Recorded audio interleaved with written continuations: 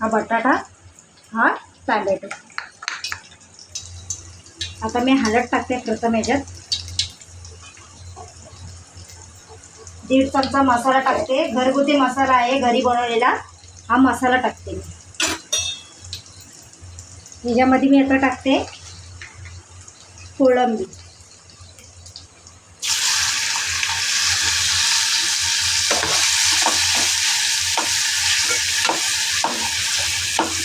त्याच्यामध्ये टाकते मी हा टॅमॅटो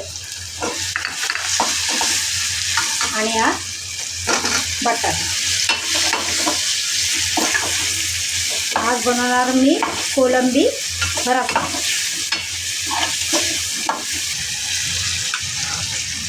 आता मी याच्यामध्ये हा कांदा खोबऱ्याचं वाटण केलेलं आहे. आळा, लसूण, कोथिंबीर, ओला खोबरा आणि कांदा खोबऱ्याचं वाटण टाकते मी कोळंबीमध्ये.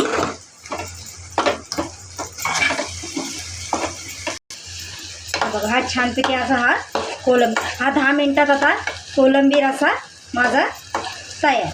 छानपैकी कलर पण आलेला आहे. हे बघा आता छानपैकी कोळंबी रश्श्याला उकल आलेला आहे. तर 10 मिनिटात माझा कोळंबी रस्सा तयार. आता मी चवीनुसार याच्यात मीठ टाकत आहे.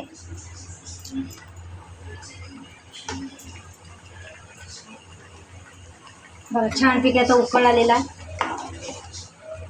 5 मिनिटं ठेवलं कारण की मी मीठ टाकलेलं आहे ना त्याच्यामुळे. तर माझी रेसिपी ही तयार. आवडल्यावर मला लाईक करा, शेअर करा. कोळंबी रस्सा तयार झालेला आहे आमचा, बघू शकता.